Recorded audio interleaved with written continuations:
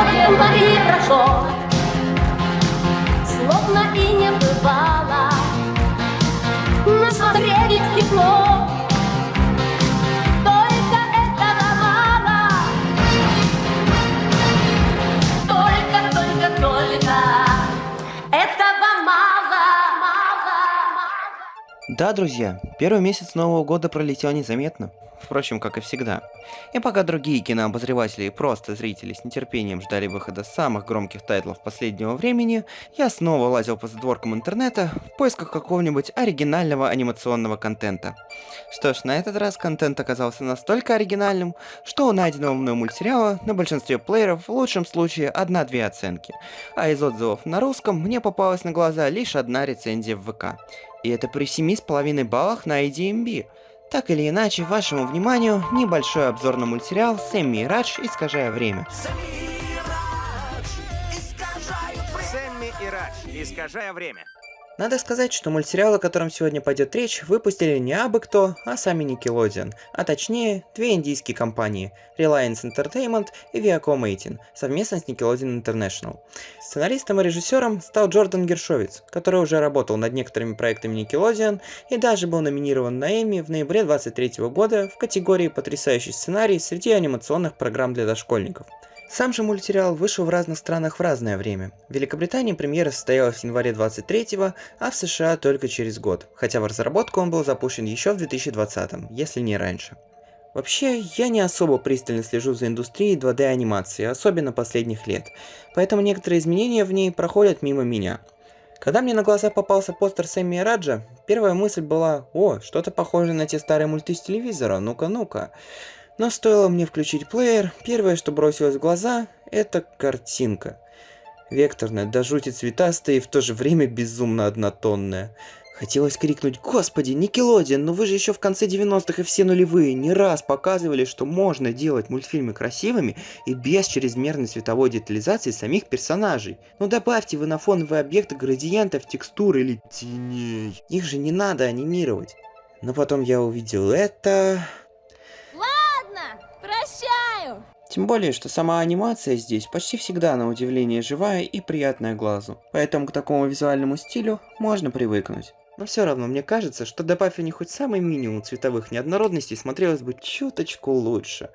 Так ладно, что по самому сериалу? Как понятно из названия, главные герои здесь – двоюродные братья Сэмми и Радж Гупта. И нет, их полные имена не Сэмми или Реджинальд, как можно было подумать, а Самар и Раджеш, потому что наши герои родом из Индии. По меркам других мультсериалов, семья Гупты достаточно большая. У Сэмми есть младшая сестра Тара, а у Раджа старшая сестра Молини. И кроме их родителей, с ними под одной крышей живут еще и бабушка с дедушкой. Сюжет же завязан на том, что на телефоне у мальчишек есть приложение для управления временем. Они могут его останавливать, проматывать вперед или, что чаще всего и бывает, отматывать назад. Очень оригинально, подумал я, растянуть серию Gravity Falls про рулетку времени на целый сезон из 20 серий по 2 эпизода в каждой. Но сейчас они будут из раза в раз возвращаться в прошлое, чтобы в итоге попасть в наилучшее будущее. Ну, и да, и нет. Да, потому что именно это происходит в самом первом эпизоде, где Сэмми пытается с помощью приложения устроить себе на день рождения вечеринку мечты. Нет, потому что к концу того же эпизода он понимает, что праздник, который подготовила для него семья, был бы все-таки круче. Уже здесь мультсериал подводит зрителя к одной из своих главных мыслей. Не всегда то, что ты считаешь лучшим вариантом для себя или других, оказывается таким на самом деле. Иногда стоит довериться мнению близких или просто воле судьбы. Это очень классно, но как ты... Вот что бывает, когда ты делишься своими планами. И, кстати, насчет делиться. Ты бы сделал тоже для меня. Ну пойдем, пора зажигать. Второй же лейтмотив мультсериала состоит в том, что нужно уметь принимать свои ошибки и учиться на них, а не делать вид, что их не было. Даже когда у героев есть возможность отмотать время и сделать вид, что ничего не произошло, в финале серии они почти всегда выбирают признать свою неправоту и на деле меняют свое поведение. Так что игры со временем здесь не джин в бутылке, исполняющий все желания озорных юнцов, а лишь инструмент, через который они, по воле авторов, учатся жизни. Неплохо, правда? Если же брать моральные посылы конкретных эпизодов, в какой-то мере их действительно можно назвать банальными и заезженными. Какие только произведения не учат тому, что в жизни легких путей к успеху обычно не бывает, будь этим успехом прибыльный бизнес, миллион просмотров в соцсетях или же значок величайшего скаута. В скольких фильмах и сериалах уже ставилась проблема победы любой ценой, и сколько из них показывали, что попытки выставить себя не таким, какой ты есть, и тем самым впечатлить других, в конечном итоге принесут тебе лишь огорчение, а быть может и перелом копчика. Буквально, здесь есть эпизод, где Сэмми пытается благодаря перемотке времени освоить скейтборд, чтобы доказать, что он крутой, а не неуклюжий, и в итоге получает гипс на 5-ю точку. В общем, какой бы заезженной и прямолинейной мораль сериала ни была, по крайней мере она хорошая, и у меня к ней вопросов не возникает. Тем более, что в подавляющем большинстве серий так или иначе подчеркивается ценность семьи. Да и сами персонажи довольно приятные и понятные. Радж непосредственный, простоватый, но не глупый, юморной и большой любитель покушать. А его абсурдные идеи перемежаются со вполне здравыми предложениями. Закусок нет? Давай просто побыстрее уйдем. Сэмми сама рациональность, эрудированный, рассудительный и вообще прилежный школьник, но притом не обделен умением веселиться, а порой может даже заиграться так, что дергивать его приходится брату. Когда ты сбивал препятствие на том спуске, я почувствовал себя виноватым. Да потому что так и есть! Знаешь, не страшно. Похожие тандемы в мультсериалах встречались не раз, и вспомнить их довольно просто. Но все же Сэмми не такой серьезный и порой занудный, как Диппер или Марко, а Радж не такой легкомысленный и чудной, как Мейбл или Стар, так что это немного другой случай. Оно и понятно, здесь главные герои еще не подростки, а максимум отроки, и потому могут позволить себе быть более дурашливыми.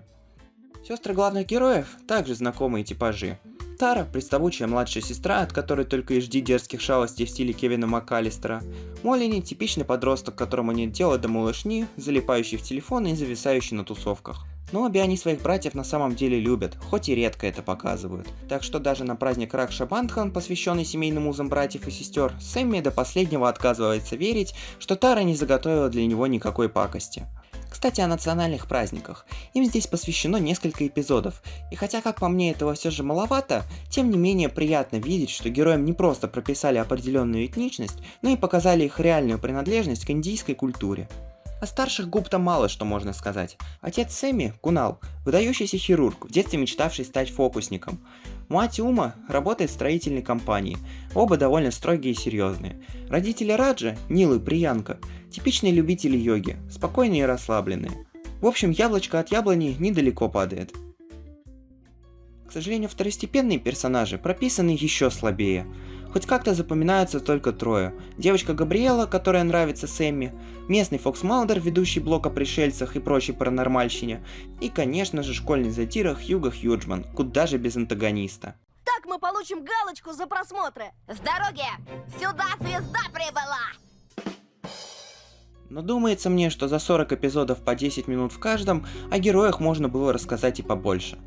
Да, Сэмми и Радж, искажая время, из тех сериалов, в которых эпизоды сюжетно не связаны между собой, но при достаточном количестве экранного времени это обычно не помеха в раскрытии фоновых персонажей.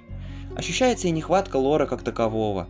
Я не случайно сказал в начале, что у кузенов есть приложение для перемотки времени. Оно буквально есть. Ни откуда оно взялось, ни почему оно есть только на телефоне Сэмми, нам не скажут. По каким правилам оно работает, также непонятно. Иногда при перемотке мальчишки физически возвращаются и в то место, где они были на тот момент времени.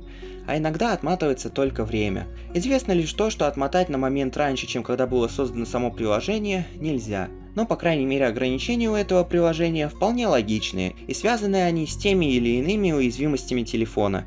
Помешать релятивистским играм могут внезапно разрядившаяся батарея, жара, мороз, вода, вирус, в общем все, от чего может пострадать любое другое приложение. Как по мне, это всяко лучше, чем палочка-выручалочка, которая материализует любую околесицу, а ломается от того, что у единорожки устали ножки. Да и потом, маленькая недосказанность не всегда портит произведение, а вот большая всегда. Пусть сценарий в здешних сериях и слабоват, а порой и глуповат, но он реалистичен, если не считать маленького допущения с чудо-приложением. В последние годы я не так часто вижу мультсериалы в сеттинге почти реального мира. И как по мне, лучше уж такой сеттинг, чем перегруженный обилием волшебных тварей, суперсил и прочего, если у авторов не получается в итоге связать это все в какую-то цельную и понятную вселенную. Но все-таки какого-то сквозного сюжета Сэмми и Раджу не хватает. Единственная и самая интригующая попытка его добавить была зарублена на корню в 10 серии. Братья только к этому моменту наконец додумались скопировать приложение с телефона Сэмми, чтобы оно было на всякий случай и у Раджа, и случайно разослали его на гаджеты всех домочадцев. Казалось бы, здесь самое место начаться сюжету. Но нет, в итоге главные герои успешно подтерли все следы, а Радж со своего телефона приложение удалил... просто потому что... Да. Последнее же, что надо отметить, и, увы, в качестве минуса, это юмор, точнее добрую его половину, поскольку состоит она из туалетных шуток, хоть и не грубых, но до жути прямолинейных. Детки, есть чудесная новость. Ученые наконец придумали, как пукать и летать. Прощайте поездки на машине! Ой. Не сочтите меня за ханжу, я не настроен принципиально против подобных шуток и совершенно лоялен к обычному детскому юмору, который, к счастью, составляет вторую добрую половину здешней комедии. Но когда шутки про метеоризм и тому подобное есть почти в каждой серии, это уже перебор. Ребята, у вас буквально есть эпизод, выстроенный на том, что известный танцор боится бобов Нута, поскольку он однажды, поев их, публично испустил дух на сцене. И чтобы наконец забыть об этом, мальчики убеждают его коллективно повторить этот трюк и завирусить 12 атмосфер в сети. Ну серьезно, ну можно же было придумать какой-то другой сюжет на тему преодоления комплексов. Вас там точно в категории потрясающий сценарий номинировали. Так сойдет. Иногда все же бывают действительно смешные моменты. Ну или просто жизненные. Допустим этот. Здесь Сэмми переживает из-за того, что ему, в отличие от других ребят, не досталось конверта со счастливой рупией от родни из Индии. Не хочу быть единственным кузеном без удачи. Расслабься, ты не всегда будешь невезучим ребенком. Однажды станешь невезучим взрослым. Или этот. Я вижу, как твои губы двигаются, но в словах, которые вылетают, смысла нет. Ну а вот этот иначе как отсылкой я вообще считать не могу. Кому нужна еда на вынос, когда я приготовила домашней еды? Роти, тика, самоса, доса, курица в масле, курица без масла, масло без курицы и... то, что твоя мама пыталась приготовить. Эй, я потела над этим 3 часа. Что можно сказать в итоге? Сэмми и Радж, искажая время, это мультсериал простой, безобидный и детский в самом привычном понимании этого слова. Не очень приятный визуал в целом компенсируется нормальной анимацией и приятными персонажами главных героев. Можно ли посмотреть этот мультсериал? Вполне. Но если вы старше лет 11-12 и довольно часто смотрели мультики, то вряд ли вы здесь найдете то, чего уже не видели в других произведениях.